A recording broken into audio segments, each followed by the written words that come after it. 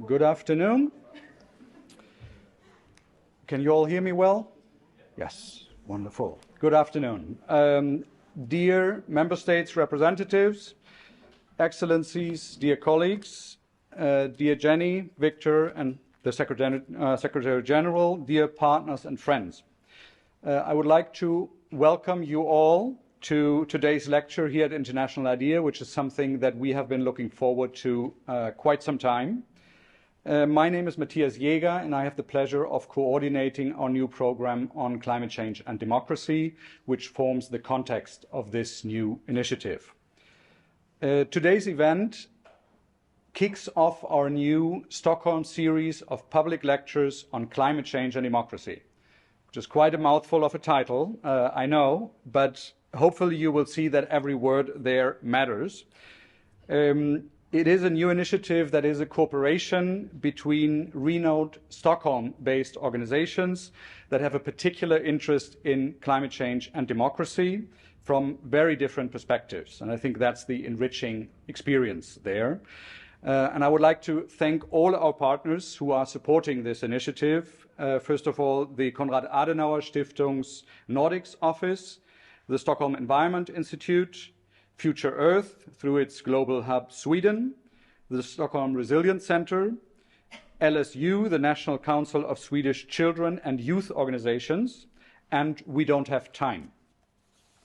We are very happy that we were able to gather such a strong and diverse set of partners. On the one hand side, because I think their contributions will allow us to achieve our goal of informing, inspiring, and engaging a broader audience on the interlinkages between climate change and democracy. But also because we felt it was time that we brought together the climate and the democracy communities here in Stockholm in a more systematic way for what I'm sure is going to be a fruitful exchange, mutual learning experience, and cooperation. A crucial element of this new lecture series is the format. So we opted for a public lecture because we feel that the issues that we want to discuss here, both regarding their complexity and their importance, really deserve that we give an expert at least 45 minutes of uninterrupted time to develop their ideas, lay out the challenges as they see them, and suggest solutions to these challenges before we then all engage in conversation. We purposefully decided to make this an in-person only event. So we're not streaming this live, although the lecture itself will be recorded and shared afterwards online as a video and in writing as well. All lectures will be followed by a conversation, as you can see here already. And then in the end, we will also have time for questions and comments from the audience. Now, one event still doesn't make a series. So what we have in mind for this Stockholm series is to have 4 events per year to be held here at our headquarters in Stockholm. And we are very happy to announce that the second lecture is already scheduled. I will say a little more about that at the end. But now let me get to today's lecture. We are extremely happy that Jennie King accepted our invitation to come to Stockholm. And to be honest, I think we're really in for a treat today. I'm at least very much looking forward to what you have to say. Jennie King is the Director of Climate Research and Policy at the Institute for Strategic Dialogue in London. And among many other things, she has helped found Climate Action Against Disinformation, CAAD, which is a coalition of over 50 organizations working to identify, analyze, and counter climate disinformation worldwide.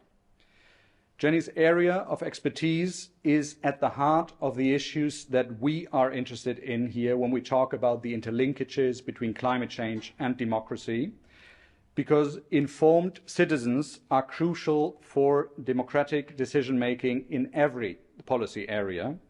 However, on a topic as complex and contested as climate change, its consequences and how to tackle them, Mis and disinformation can have a particularly harmful effect on forming public opinion and thus influencing actions taken at all levels of society, from individuals to policymaking.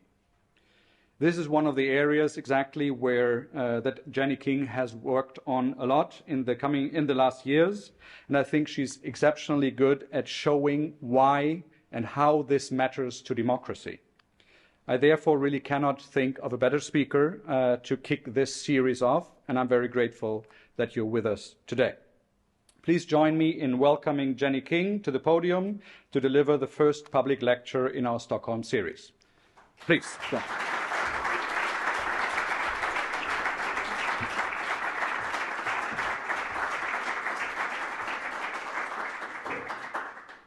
Hello, everybody. They had to lower the podium considerably in order for me to be able to speak to you, but hopefully everyone can see me, can hear me on this unexpectedly radiantly sunny day. So I have been given around 45 minutes to take you on a journey, and I would ask that you bear with me on that journey because parts of it are going to feel quite bleak and quite overwhelming, but I promise that I will finish us in a place that is a little bit more empowering and uplifting, and that hopefully everybody leaves here, yes, understanding the threat landscape, but also realizing that all is not lost, that there are solutions that can tackle this. And I think that that is really important because it's so easy to get quagged down in this kind of mire of toxic information in the online and offline space and to feel helpless. But that is not the goal of today. The goal of today is to go away feeling inspired and hopefully a little bit more informed about this topic. So let's begin with a story. I want everyone to cast their minds back to April 2020. And the world is reeling from news of a pandemic first detected in Wuhan, China. Now, in order to try and deal with the spread of this virus and to curb its very serious public health impacts, the Chinese authorities have imposed a lockdown locally, and many other nation states are going to be soon to follow suit. Now, amidst the turmoil of that early period, I'm sure all of you remember how frenetic our information spaces were. The Guardian newspaper, which is a prestigious left-wing outlet in the UK with international reach, publishes an article. And in that article, they argue that the return to normal should not be our goal here. That actually the coronavirus has opened up a gateway for us to implement radical changes to our economic and political and social norms in order to tackle the climate emergency. And their editorial board poses a question, a really confronting question to readers. It says, could the renewed shock of human vulnerability in the face of COVID-19 make way for an increased willingness to face other perils, climate chaos amongst them? Now, the very next day, on Twitter, everybody's favorite social media platform, that same article is posted by the director of an infamous fossil fuel-funded think tank with a caption that reads, "How climate bedwetters hope to translate the coronavirus lockdown into a climate lockdown." Doesn't get much attention, a couple of likes, a couple of retweets, disappears into the ether of social media. But this director is not undeterred. And over the coming months, he and many of his colleagues are going to continue to seed this very specific language, climate lockdown, across social media platforms, and they're waiting for their moment to strike. Cut again to September 2020, and this time a famed economist named Mariana Mazzucato, who's written a number of award-winning books, publishes a piece in Project Syndicate. Not a particularly well-known outlet, but it happens to have received funding from both the Bill and Melinda Gates Foundation and George Soros's Open Society Foundation. Now, her piece is titled "Avoiding a Climate Lockdown," and it argues again that a radical overhaul of our energy systems is going to be needed to avoid these kinds of realities in the future. I want to be clear, she is not celebrating climate lockdowns. She is certainly not advocating for climate lockdowns. She is trying to lay out a policy pathway that is going to be desperately needed if we want to avoid that kind of future. Now, finally, the moment for our fossil fuel lobbyists has arrived. In the week following the publication of this article, tweets containing the phrase climate lockdown spiral from 26 to nearly 3,000 in just 7 days. And suddenly, the spectre of green tyranny is being conjured everywhere and picked up by a much wider range of accounts, not just fossil fuel lobbyists, but influential public figures, celebrities, right-wing media outlets, and often they're doing that in response to other mainstream media or to entities like the World Economic Forum. Now, cut again to July 2021. And by this point, climate lockdown is beginning to spread exactly like the COVID-19 virus. It appears in thousands of social media posts every single day.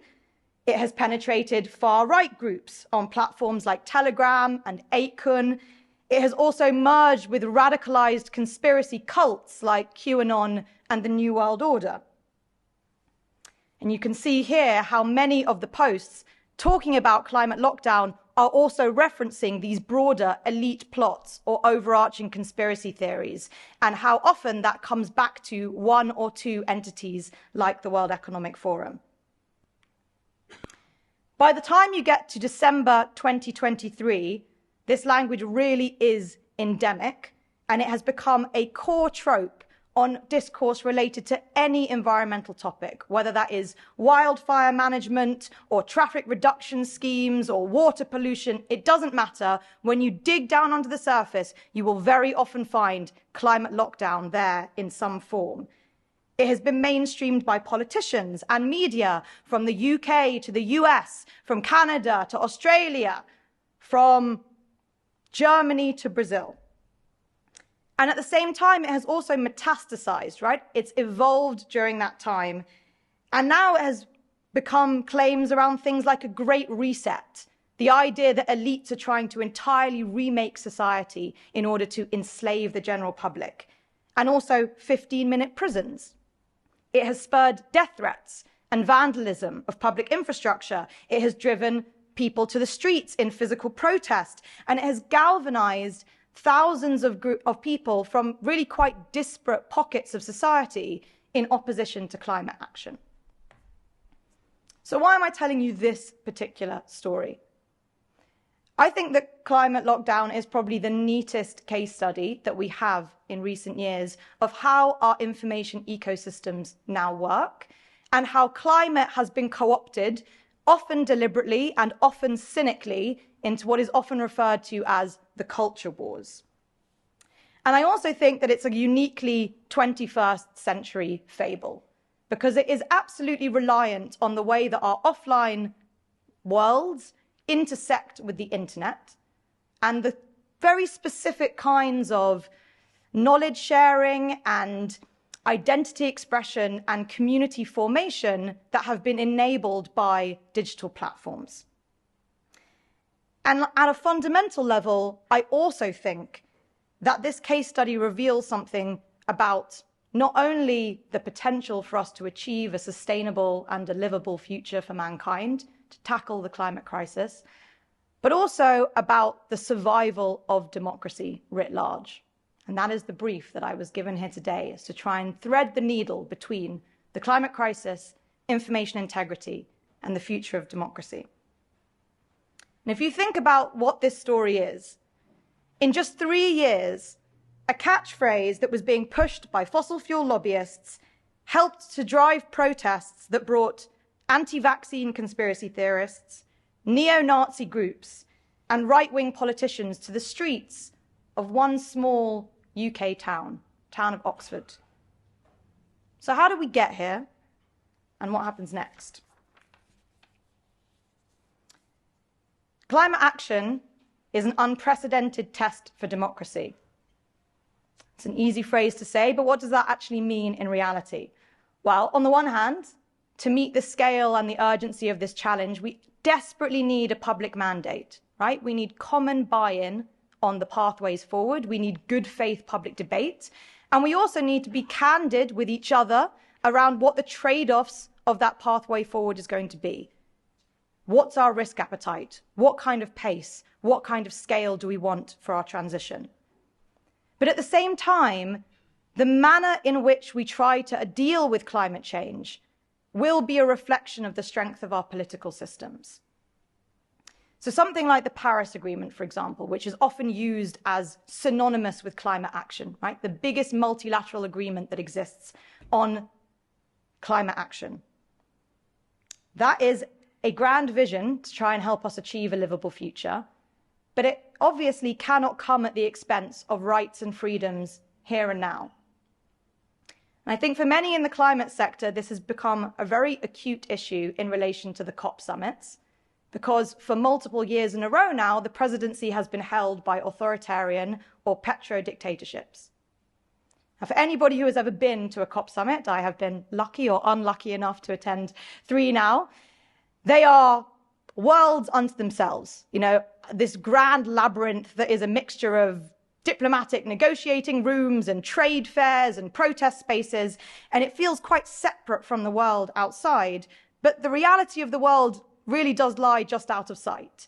And in the last couple of years, that has been a reality of political prisoners, of stifled media, of forced labor and exploitation, and also of the disappeared. And what many people in the climate sector argued, and I don't think we really gave them enough of a platform or enough attention, is if we allow fundamental human rights to be eroded in the race for net zero, can we really call that progress? At the same time, if we pander to a liberalism in order to achieve this grand vision, you know, where are we going to end up? And also, honestly speaking, can the climate movement have any credibility with the general public if it is willing to sacrifice or treat as collateral damage groups that have traditionally been marginalized and pushed to the fringes of decision making? And so, for me, that is the reason why climate justice and democracy are inextricably bound together. If you try to tackle one and you don't tackle the other, we are going to end up in ruin. And what's so interesting and challenging about climate change and climate action is that it's an agenda which it doesn't only endorse, but it actively depends on the principles of big government approaches, of multilateralism, of behavioral change, of cooperation, and of adaptation at almost every level of society, and really in all aspects of public, private life. That is not true for almost any other public policy area. And so, to achieve our goals on climate action, we're going to have to go beyond what's often referred to as safeguarding democracy. I find that language very challenging, safeguarding democracy, to actually revitalizing what democratic practice means and what democratic life looks like. And so then the question is, well, how does that relate to our information space? And what I would say there is that, again, the sort of holistic nature of climate change, the fact that it touches on everything that we can see and everything that we really do in our everyday lives, that makes it incredibly vulnerable to attack. And in the same way that this can be an opportunity for climate communicators, it's also a very big challenge because it can be a symbol of everything that is kind of corrupt and unequal in society. It's very easy to weaponize the issue in that way. And this isn't a problem that only applies to climate by any means. I would say that climate is the victim of a trend that has befallen a number of other policy areas, many of which ISD, my organization, researches. I'm sure that you can think of a few, and they will vary by country, but a couple that immediately spring to mind would be migration, racial justice, sexual and reproductive rights, civil rights.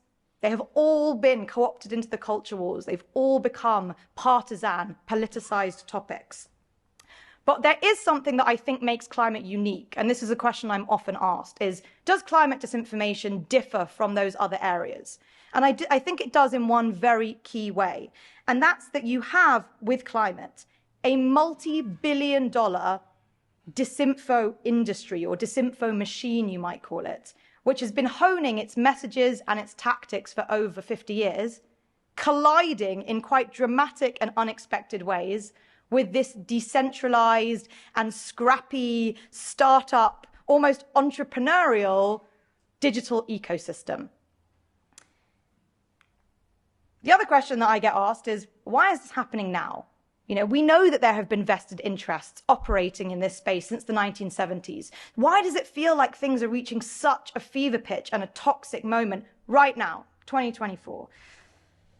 What I would say is that we know from a vast body of evidence that disinformation thrives in times of crisis. Disinformation actors are opportunistic, just like the fossil fuel lobbyists in my opening story. They are always looking, they're lurking on the sidelines, just waiting for that moment to pounce on the news cycle. And the reality at the moment is that societies are dealing with 1, 2, 3, 5, 15 intersecting crises all at once. Economic crises, political crises, social crises. It's a time of immense upheaval and immense turmoil. And I've put a couple on the screen here. This is by no means the only crises, but let's go through these. So first you have COVID-19, the aftershocks of the pandemic, and that has led to spiraling inflation, cost of living crises for almost every society around the world, but also it's had subtler effects that might be less visible in public life. So prolonged strains on healthcare systems, and also really deep psychosocial wounds, right? Effects on the long-term mental well-being of the general public. Second, you have Russia's full-scale invasion of Ukraine, and what's not on this slide is also renewed devastating conflict now between Israel and Palestine. And that has had the effect of applying extra strain and pressure on geopolitical alliances, and also compounding issues that we were having in energy supply chains. Then, next, how can any of us ignore the consolidation of wealth amongst a tiny minority and a ever-expanding and increasingly visible gap that exists between the haves and the have-nots in every major economy? And then what sits under all of this and kind of intersects with all of these crises is a complete whole-scale breakdown of trust in institutions. And people often think that that just means government, but it doesn't. It really applies to every traditional and historic pillar of public life. The media, scientific expertise, higher education institutions, they have all been tarnished by this perception that institutions are working against the interests and the benefits of average people.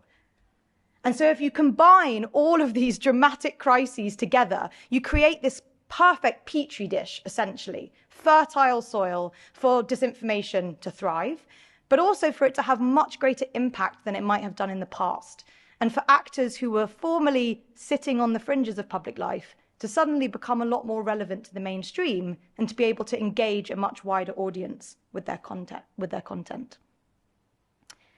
And unfortunately, in a landscape like that, for all of the reasons that I said earlier, climate has become this lightning rod for conspiracism and for sort of exploiting social divisions for financial and for political gain.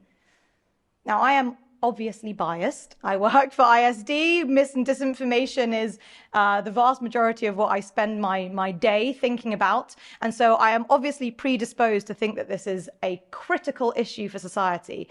But you don't need to take my word for it, because this has also been flagged by a number of global institutions. In fact, it was the #1 challenge highlighted, I think, by the World Economic Forum this year in their list of risks for the future.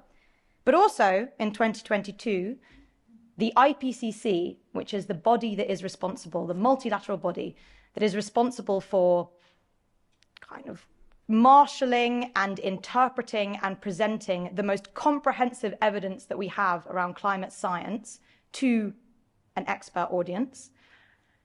In 2022, they highlighted mis and disinformation as a direct barrier to action on the climate agenda. And they urged that we respond to that issue as part of wider climate efforts. I just want to quote very quickly from their executive summary, which it's worth noting, this is a document that has to be signed off by every member state in the world. And for anyone who's done international diplomacy, that is no mean feat, right? So the fact that they got this language in at all is very significant.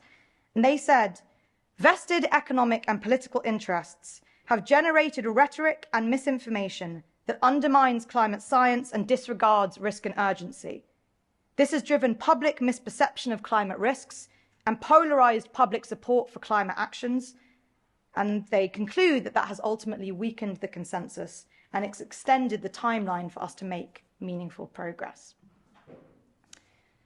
Okay, everyone take a deep breath, because we're about to wade into the details. That is the broad picture of what we are contending with. Simultaneous crises, all happening at once, firefighting taking place on every level. But the question we really have to ask is, who stands to benefit from this situation? Oh no, I'm jumping ahead. Spoiler alert. Let's go back one. So who stands to gain? I think it's quite easy to have an outdated or relatively narrow conception of this ecosystem and to think that this is just a war of attrition between the strength of democratic systems and the fossil fuel industry, right? The majority of citizens around the world and those who profit from carbon major companies.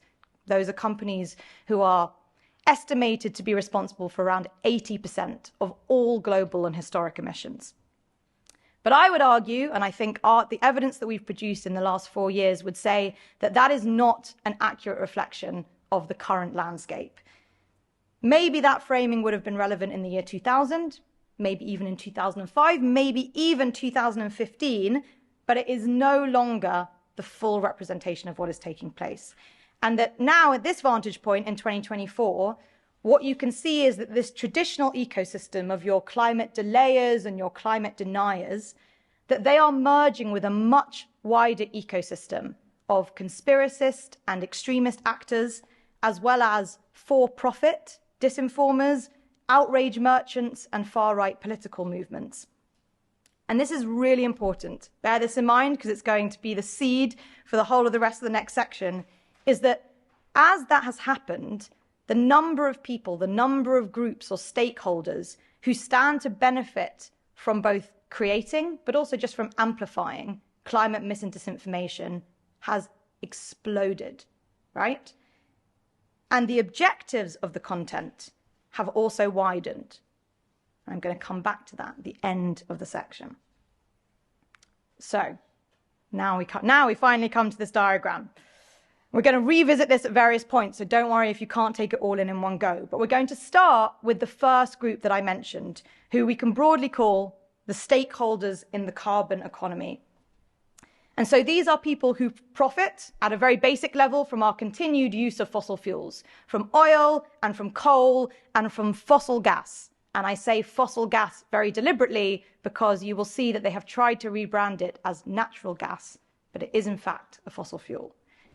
And since the 1970s, these kind of actors have invested very, very heavily. We are talking more money than you could possibly imagine, more money than most nation states will ever possess, to professionalize climate disinformation and wider influence campaigns. And they've been honing these very, very key messages around climate science and climate solutions and climate figureheads.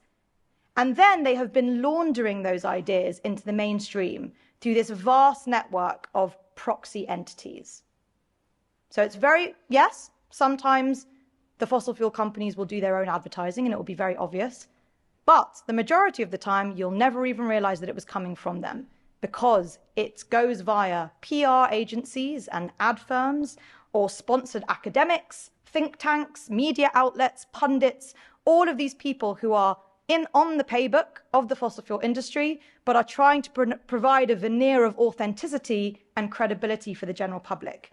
And I think it's the sheer amount of financial and human resource that you have seen invested in this space that distinguishes climate from those other types of disinformation that I mentioned earlier.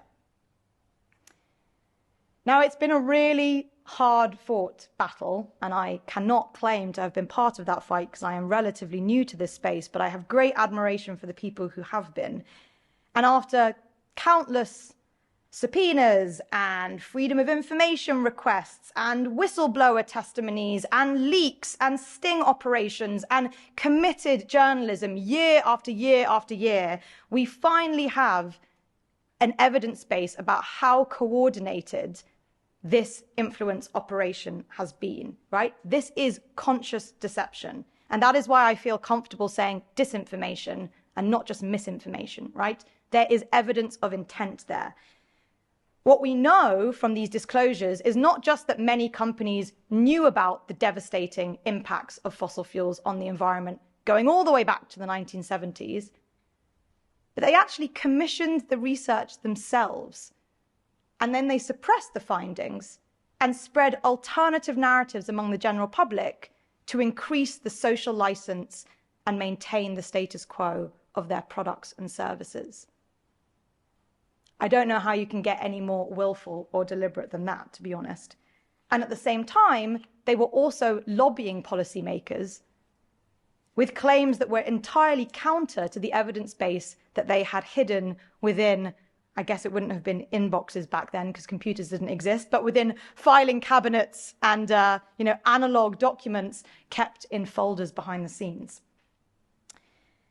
Now, some battles they did lose, and unfortunately, it was made public what the impacts of fossil fuels were on the environment. And the public has moved a long way in 50 years in the sense that there is a broad-based awareness of the problem. And in most populations, there is a strong desire to deal with it in some form. If you look at the Eurobarometer data, for example, in Europe, I think it's over 85% of people say that they believe climate change exists. And they want governments, in some abstract sense, to do something about it. But there is an enormous gap between recognition of the problem and meaningful action on that problem. And that is the gap where information warfare is now being consolidated. And I often call that gap the final mile. And so the fossil fuel industry has pivoted its tactics to be less about denialism, saying that it doesn't exist, because they realize that's not really as palatable as it was 20 years ago. And now they are using what are called discourses of delay. So this is just kind of muddying the waters, planting seeds of doubt about what the pathway forward looks like, what a meaningful transition looks like. And I would like to focus on 4 key pillars, columns of the narrative playbook that they now use. So, redirecting responsibility, the not me argument. Sometimes we also call this absolutionism at ISD. And this is the claim that basically climate change exists and it's a massive problem, but it's not our problem for whatever reason. We don't have enough money. We weren't polluting traditionally. It's China's fault. They've expanded too quickly. It's India's fault. They're still using coal. Somebody else fundamentally should deal with this problem. And it's really easy to see how those kinds of narratives would be impactful now because societies are becoming more inward facing, right? We're more nativist, we're more isolationist, we're about protecting our own communities and actually not thinking as much about the wider world, about international cooperation as we might have done beforehand. Number 2, pushing non-transformative solutions. This is the bread and butter of fossil fuel industry campaigns. And basically, this is the idea that you suggest solutions, but not really solutions that are actually going to force any sort of systemic change. And one really good example of this would be carbon capture and storage. And if you want to know more about this, we put a whole special edition report out last year on COP around how much attention they were paying to pushing CCS, is the acronym for carbon capture, in the international setting. And carbon capture may well be a part of the net zero transition, but at the moment it is being used to weaken and dampen down ambition and targets all around the world, even though if you actually look at the data of every single carbon capture pilot to date, the results have been very poor. And also, fundamentally, the technology just does not exist at the scale that would be needed to tackle the scale of the crisis. So, not me and not like this. Number 3 is emphasizing the downsides. Again, this could not have more emotional resonance. This is the claim that net zero is too expensive, it's too difficult, it's such a hassle, we're going to have to change things that we like about our lives, they're going to take away all of the things that you love to do, you're not going to be able to fly, you're not going to be able to eat meat, right? It's incompatible with the way that we want to live our lives, and it just sits at odds with local tradition and culture. You also see the flip side of this argument, which is the claim, really, that fossil fuels are essential to human flourishing, is the language that is often used. And that's especially relevant to areas of the global south. So what you will see is fossil fuel lobbyists mounting a defense of oil and coal and gas, using the language of human rights and saying we are the people who want to see economic development in majority population countries. And it's the climate movement that it sits against that agenda and wants to keep people in poverty and in destitution, even though the reality is that global majority countries are already experiencing the worst brunts of climate change, and the hits that they are taking to their GDP in some places is already reaching the billions per year. And the final argument is too late. It's time to surrender. It's an appeal to doomism. It's an appeal to the bit that I think really sits at the heart of anybody who cares about climate change or anybody who's paying attention to the world at all, which is that we've just left things too late. Our systems are incapable of change. We're too entrenched in our behaviors. Let's just enjoy life and wait for the climate apocalypse to come. So these are the sort of four horsemen of the fossil fuel apocalypse, you can call it. But they're not just updating their messages, they're also updating their tactics, because we're not living in an analog world anymore. Not everyone is reading newspapers. Not everybody is looking at advertising. You also need to be fresh. You need to be interacting with social media audiences. And so they are adapting their aesthetics and their framing for that social media reality. And to take a couple of examples, they're using language that is quite clickbaity so that people engage or click. They're also copying the aesthetics of viral social media accounts, even things like the color palettes, using green screen on TikTok, all of the things that your top influencers would be doing. And they are actually working directly with influencers in order to try and engage not just a younger audience, but also a persuadable audience. People who currently sit on the fence, right? They could move in either direction. Maybe they care about climate but don't know enough. Maybe they don't care, but it wouldn't be too difficult with some really consolidated campaigns to push them towards maintaining the status quo. And there is a partner of ISD, an organization that I would really encourage everybody to go and research, called DSMOG, who do a lot of investigative journalism.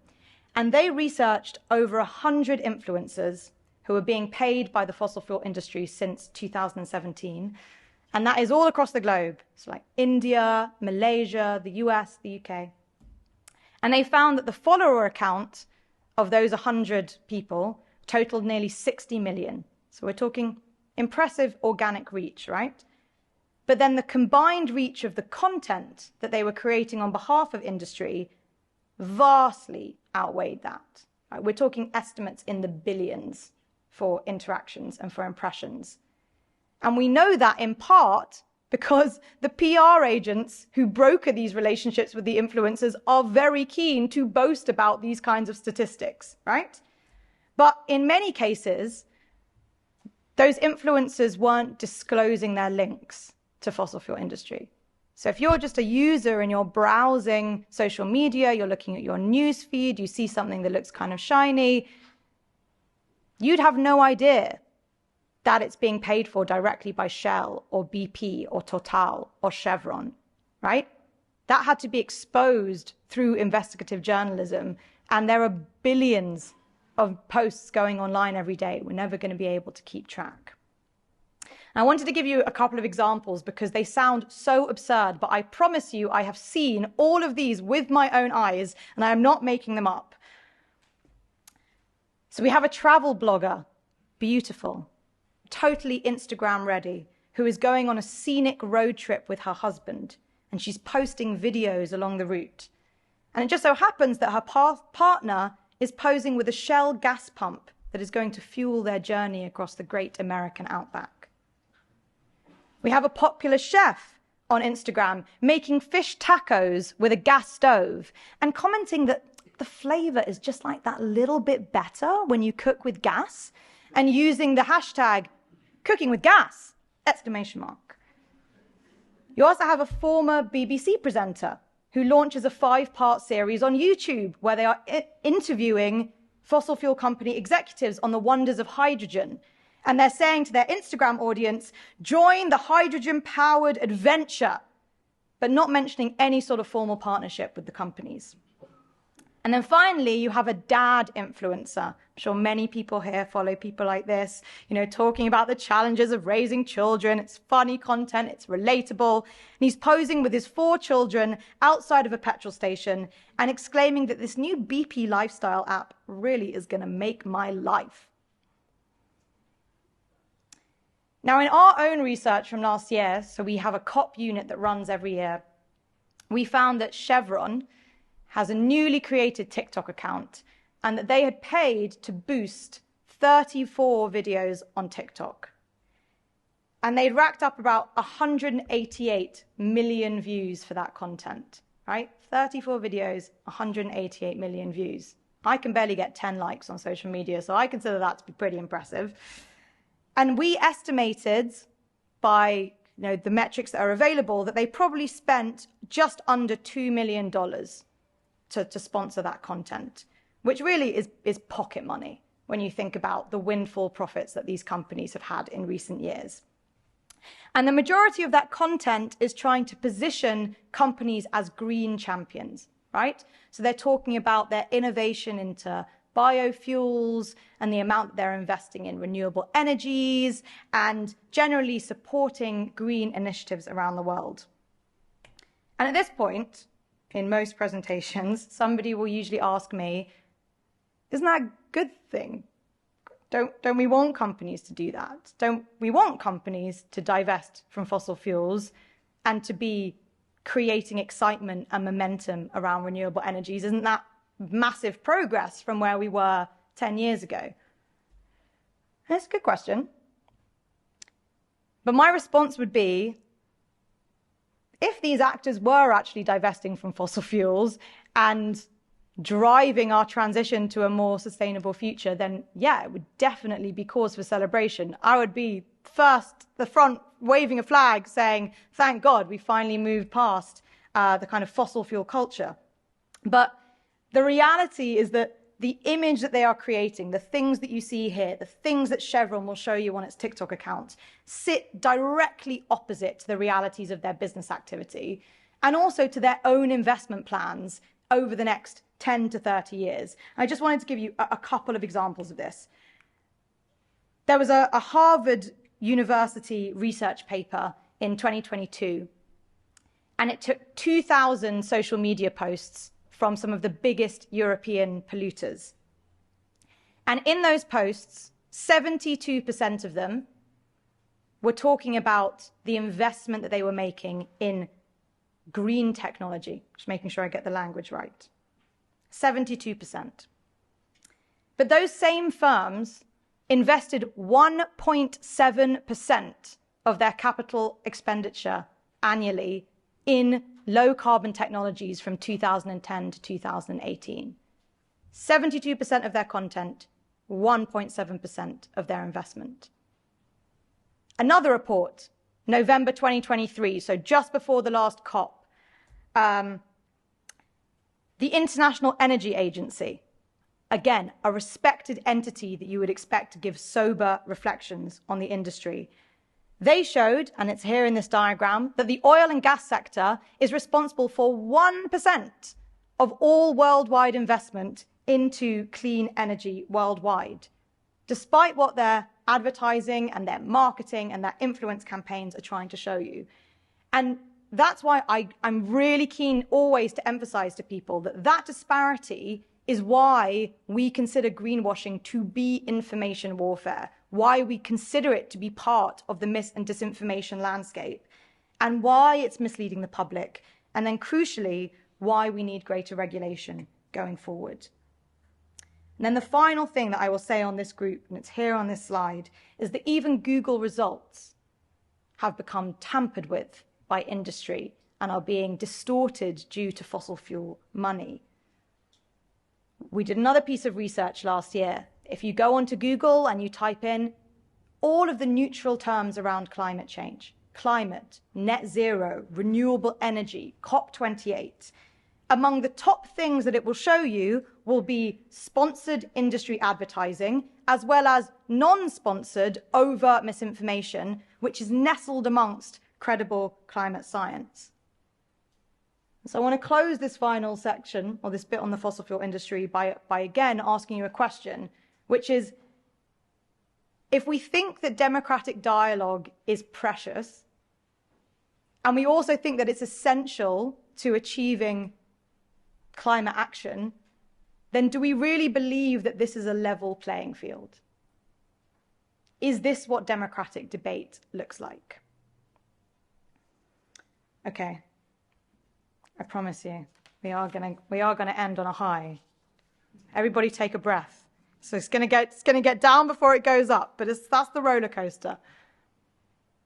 So let's go back to this diagram.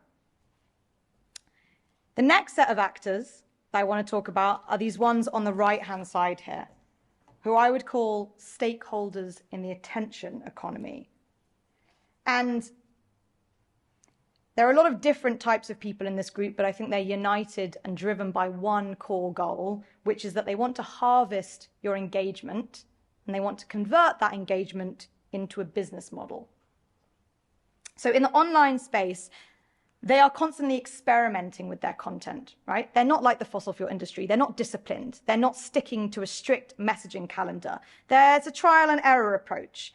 And they're experimenting with types of content and types of formats that are going to get your likes and your clicks and your engagement and your retweets and your screenshots and your shares in your WhatsApp groups, right? And they know that if they can develop a strong enough follower base, then maybe their content will be monetized by the platforms. So every time you're on a YouTube video and you see an advert being shown, you're like, God, this is so annoying. I just want to watch my music video. Why is this advert being shown? The content creator is getting a slice of that revenue, right? That's what the advertising means. It might also mean that they can funnel people towards paid-for platforms like Patreon or Substack, right, where you pay to access greater content. Maybe they can sell you merchandise like a hat or a t-shirt.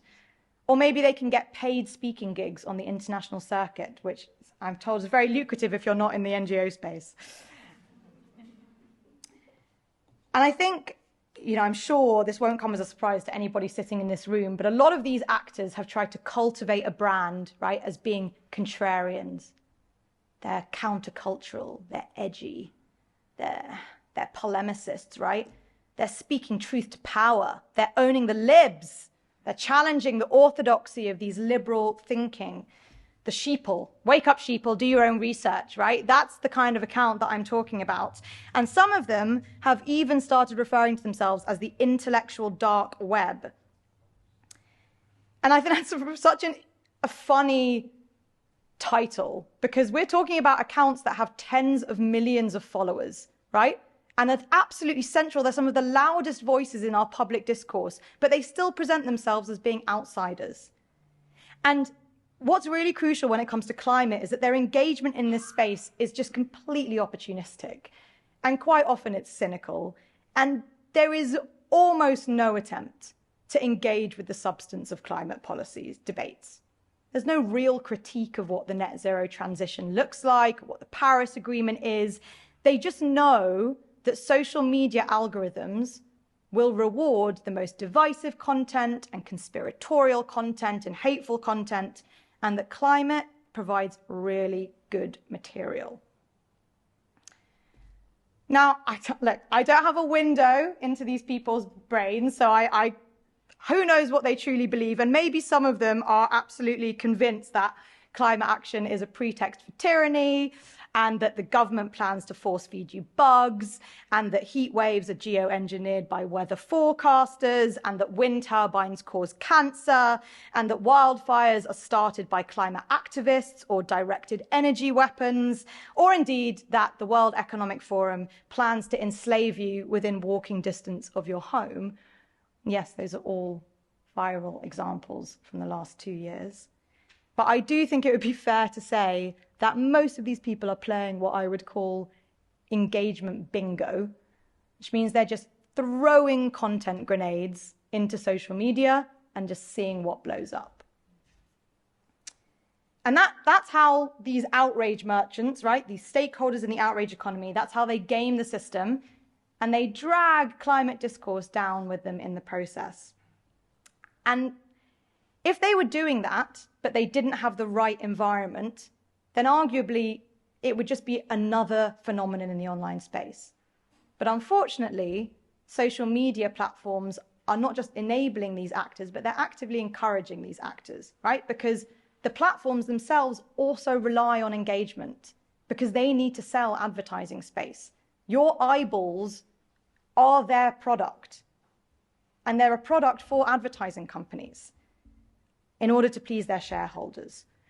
And again, one example, COP26 in Glasgow, if anyone can remember that far back, we compared 7 pages on Facebook that were known to spread mis or disinformation or were broadly climate skeptic, with 7 pages in Facebook's Climate Science Center. Show of hands, has anyone heard of or been on Facebook's Climate Science Center? One person. Very interesting, because Meta loves talking about its Climate Science Center to policymakers and to the media and to civil society, and they say that it's a flagship product. It's part of their climate forward approach. And they partner with organizations like the World Meteorological Organization, for example, UNFCCC. So we compared the 7 pages in that hub with these 7 disinformation and misinformation pages, and we found that the latter group outperformed the verified pages by 12 times just during the course of the summit.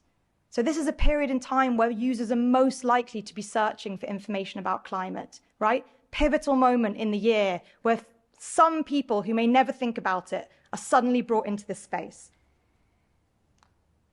If you skip a year to COP27 and you went and you typed in climate or even just CL into the search bar, then the very first result that would be given to you by autocomplete was #ClimateScam, well above climate emergency and climate crisis. And I have to say this because people say, well, isn't this a freak example? You just did it on one day. We have done it on multiple accounts with VPNs and agent user switches, deleting our browser history, making sure that this is as robust as possible. And we have done this for 18 months. And the trend still persists, even though we have actively flagged it to the trust and safety team of the platform. And once again, this trend just relates to a tiny group of accounts. So while this content, it might lack an evidence base, but it doesn't lack an audience. And there are these unifying themes that sit under the content around state overreach and elite power, and they're very often built on legitimate grievance. And I'm going to come back to this at the end of the speech because I think it is so important for people in the climate movement to recognize this, that COVID-19 turbocharged a lot of these phenomena, and it was, for many, a radicalizing moment. And it would be wrong to dismiss the very real trauma that people experienced during that time. I'm sure everybody in this room had the same experience. Overnight, we saw the realities of our lives completely change. And that provided evidence for people of what some of these things might look like in the future. And that's what gives them the connective tissue, right, is the reality of that period. And it's unfair to call people who might have received misinformation as extremists or radicals, right? They're not in every case. They are just fearful about the future. And there is a lot to be fearful about. And so this pushback on the woke agenda is constantly coming back to those themes. And it's a phrase that condemns everything from sort of gender identity to Black Lives Matter to the climate crisis. So I'm going to come to my final set of actors, and then, thank God, it's time for some solutions. Hostile state actors and far-right political movements. Now, these actors, quite deliberately on this diagram, sit somewhere on the spectrum between the carbon and the outrage economies I've described. But What they share, as with all of these other actors, is a desire just to widen their audience, right? To reach the maximum number of people. What's really interesting in the case of pro-Kremlin propaganda, right? So Russian-sponsored propaganda, is that they actually have no consistent or coherent messaging on climate. We've looked into their influence networks online. Really what they're doing is they're constantly adapting their framing just to reach a kind of particular geopolitical goal and ultimately serve their trade and their diplomatic agendas. So in the West, that mostly means seeding chaos, maximal chaos, and creating divisions and mistrust both within countries and between countries. So between the German government and the German people, but also between Germany and Poland or Germany and the UK. In Europe, and there are some examples on screen, we've seen them stoke fear among European citizens about renewable energies and saying that wind and solar energy is going to create an energy crisis and that people are going to freeze to death in their homes because we are pivoting our infrastructure to these technologies. At the same time, in the global south, they are celebrating those technologies, but only if they're funded by Russia or by Russia's allies, and that means usually China and Iran. The same kind of state-affiliated actors are also framing the Paris Agreement as a form of neo-colonialism or part of the Western imperialist agenda, right? Desire to maintain these historical inequities.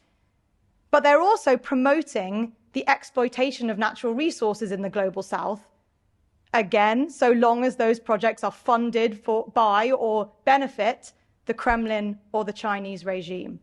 So it's just a complete mix and match depending on what their geopolitical goals are. And at the same time, far-right movements have also jumped on the bandwagon.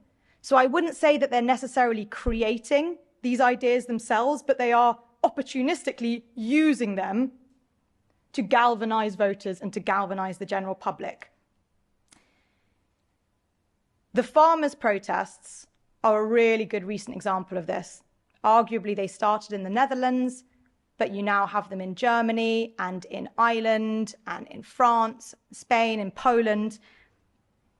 And they've offered a really clear point of entry into the news cycle and allowed these parties to create this image of hardworking people against a Brussels-based climate elite who care nothing about your future and who are willing to pursue climate action, whatever the cost. And, I really want to emphasize, because it's easy for me to be misquoted on this. If you believe climate mis and disinformation, that does not mean that you are an extremist. But there is radicalizing potential within the climate debate. And what happens when conspiracy theories become mainstreamed is that you get these more extremist movements who are able to use that moment to center much more violent agendas, right? And that's why you can get neo-Nazi or white supremacist or fascist groups finding common cause with average social media users who would never have come into contact with their posts or their ideas before, right?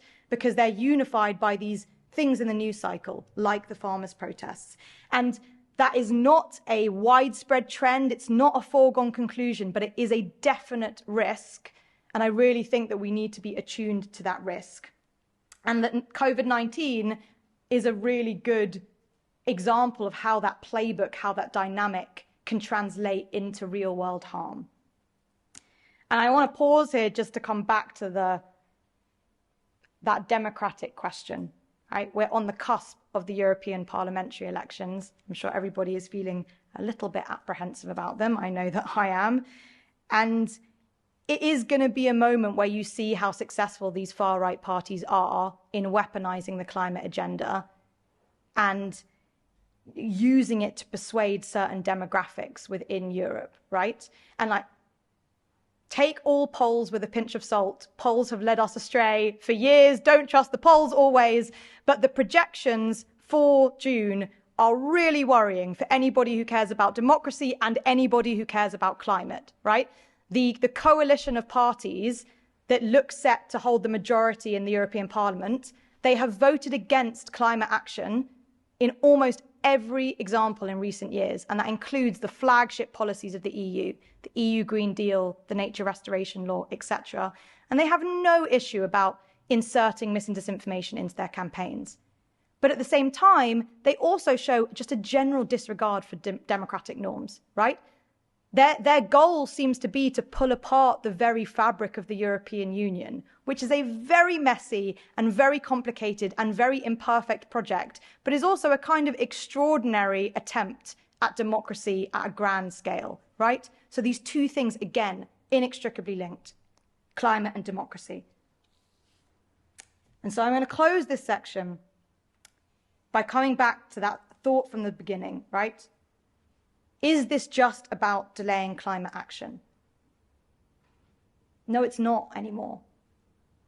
Yes, they want to weaken public mandates. They want to legitimize fossil fuels. They want to maintain public subsidy. But that is only a narrow part of the equation, mainly for the fossil fuel lobby and for petrostates. And this wider objective is the one that has brought so many new actors into this space, right? The targets are not just climate action, but it's liberal democratic systems, and it's the very concept of international cooperation that is being challenged via this climate mis and disinformation. And so rather than confront the climate crisis together, it's just about pitting the global community against each other in often quite racist, quite xenophobic, quite fearful and hateful ways, right? Use the climate crisis as an excuse to turn inwards, to look at ourselves, to shut out the wider world. And I think if we're going to mount an effective response, which is where I'm sure you'll all be relieved to hear I'm coming to in a second, then we really have to be sober to the reality of these two different things, how they relate to each other. And we have to incorporate that into our communications going forward. Okay. I think everyone just shake out a little bit. Shake, breathe, laugh, cry. We come finally to what I hope is a more optimistic conclusion, because I totally get it. Unpacking the threat landscape is really overwhelming, and it's quite easy to believe that this is just unsolvable, right? There's so many actors at play now. There's so many perverse incentives, financial interests, personal interests. Believe me, I spend 23 out of 24 waking hours steeped in this space, and some days it does just feel really disheartening. But what I come back to is, if we can confront the climate crisis, and climate scientists tell me 100% we can, then tackling mis and disinformation has to be well within our grasp, right?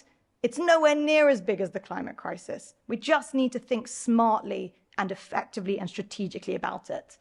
And what that means is that we're going to have to think about regulatory approaches, right? Those big system level, top down things, but also softer approaches, incorporating climate considerations into tech policy, or using science as the basis for digital literacy, or having better forms of media scrutiny, like a whole wide range of things. And I could talk about this, honestly, for another 40 minutes, but I think you might all throw yourselves into the river. So I'm just going to highlight 2 or 3 examples that I think, they give me hope, and I think they provide a really good framework of where we could go. So in the fossil fuel section earlier, we were looking at this kind of gulf that exists between companies' presentation, their public PR, and the realities of their business activity, right? Now that issue, that greenwashing issue, has now been championed by quite a lot of prominent public figures. I don't know whether any of you have seen quite vitriolic statements from Antonio Guterres, who's the Secretary General of the United Nations. And actually that momentum has been captured in new guides by the United Nations about more stringent criteria on what a net zero commitment actually has to contain in order to be credible. But, the UN is very good at setting norms. It doesn't necessarily have great enforcement power, right? A lot of teeth to it. So the same agenda is also translating into these national and regional forms of legislation. And in the EU, that might be the Green Claims Directive or the Corporate Sustainability Reporting Directive.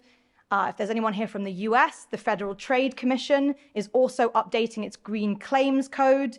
And in the UK, the Financial Services Authority has new sustainability disclosure requirements. So like lots of, this sounds really dull to most people, but like this is where stuff happens, right? These are the nerdy, policy wonky places where people are actually held to account. And also, there's some really interesting stuff happening with advertising watchdogs who are sort of rising to the occasion in order to hold companies to account. I'll just give you one case study. That in October 2022, the Advertising Standards Agency in the UK made HSBC Bank take down 2 of its adverts because they said that the campaign as a whole could mislead the public about how much of a green champion the bank was in reality. And there's been quite a few cases that have followed suit since with a similar precedent, right? Similar rationale at the heart. And this challenges that fossil fuel playbook I was talking about earlier, really at a systemic level, right? Because these adverts weren't being removed because they contained outright lies. They were being removed because the campaign as a whole might create a false impression and therefore pose a threat to kind of consumer safety and consumer understanding. That is a really smart pivot in the way that advertising standards are interacting with the fossil fuel lobby. Now, that kind of scrutiny is really lacking in the online space, and that's where I would really encourage people in this room to kind of get informed and become part of this agenda, because we know that the social media companies are making hundreds of millions of dollars every year from fossil fuel advertising, right? They allow those companies to advertise on their services. And that's probably just the tip of the iceberg, because their ad libraries are a mess and they make it almost impossible for us to actually quantify this activity at scale. And that's also true for like non-paid for content, right? So this explosion of bots, networks and trolls and grassroots organizations, which are actually being orchestrated by lobbyists and trade associations. And if we don't have that transparency, then our democratic discourse is always going to be defined by the people with the biggest pockets, the deepest pockets, and the most to lose, right? So it might feel like it's outside of your wheelhouse. You know, I'm just a climate NGO. This tech regulation is not my field. But this is an agenda where the climate and the democratic safeguarding movements really do have to rise to the occasion and become part of this fight.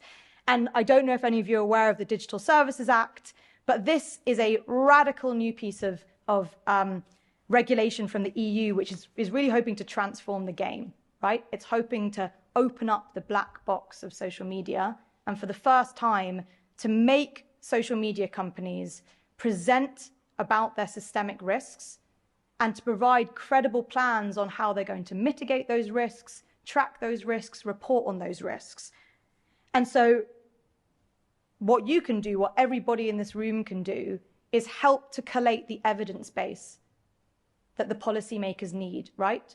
Document how bad actors are weaponizing the online space and the digital commons, and join coalitions. Don't do it alone. Join coalitions like we created for ourselves that spotlight particular aspects of this issue. You can also apply pressure on the companies directly, on shareholders, dare I say. This is not something that I do, but I do think it's something worth considering, right? All of these companies, Meta and Google and Alphabet and TikTok, Amazon, right? They're all touting their commitments to net zero.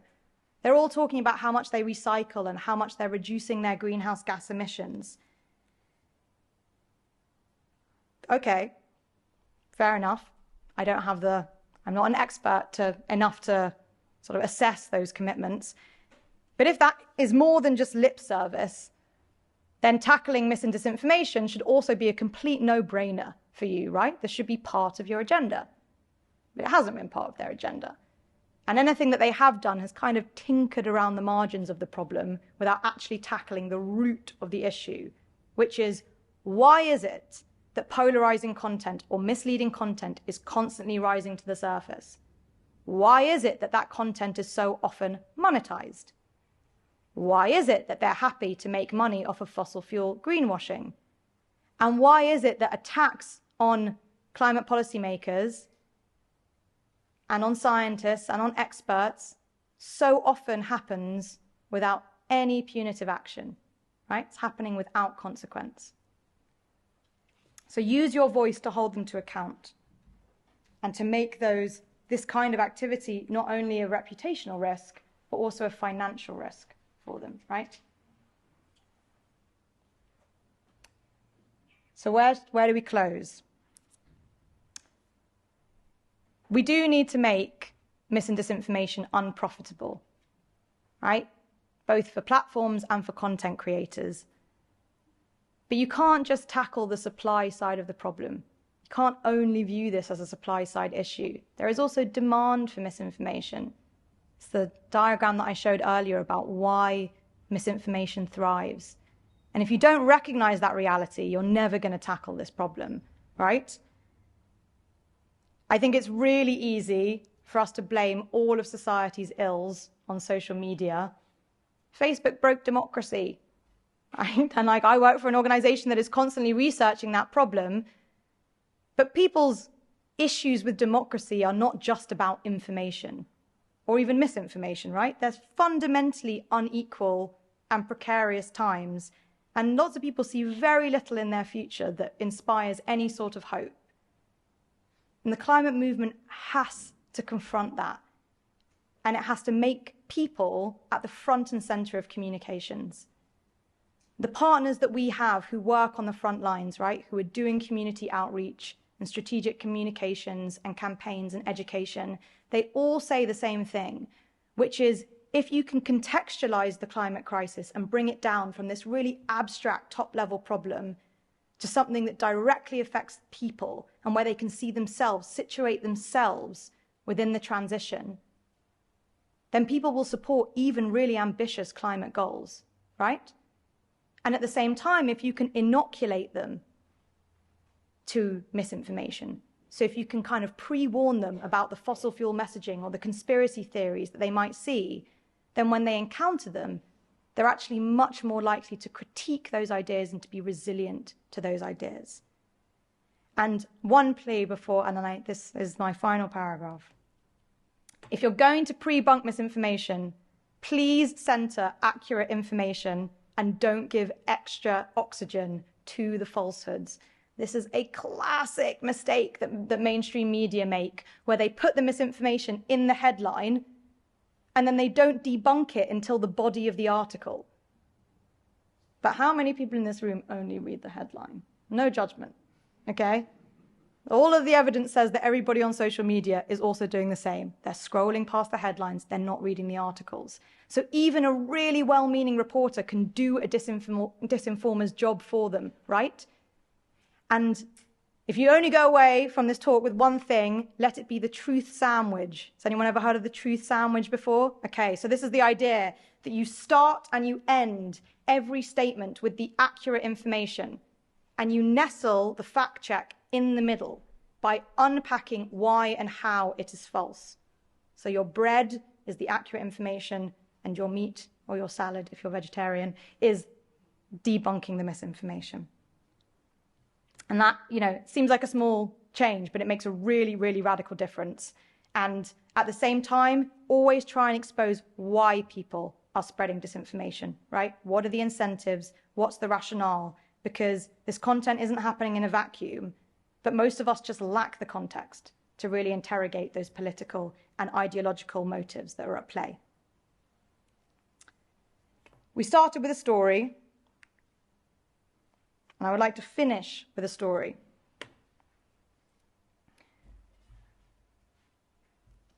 I think our information ecosystems move so quickly that if you are trying to keep up with and to push back on every new viral conspiracy theory or trending lie, you are always going to feel on the back foot, right? It's going to feel like the game is just lost from the start. And sometimes there is a benefit to fact checking, right? We don't want to just let all of this circulate without any counter information. But if you only ever train your lens really narrowly on what's on your phone screen, on the news feed, then you are going to miss the bigger picture, and you are also going to lose that fight. I've been working on this topic at ISD for 4 years now, 4.5 years, and I can say with confidence that even though the format might change slightly, the themes that lie at the heart of viral mis and disinformation on climate really don't change. And they are about who holds power in society, who has a seat at the table, and how did they get there? And also about like our fundamental desire to be seen as people and to feel important in the course of events, to feel like we matter, even though we're just these tiny cogs in an enormous system.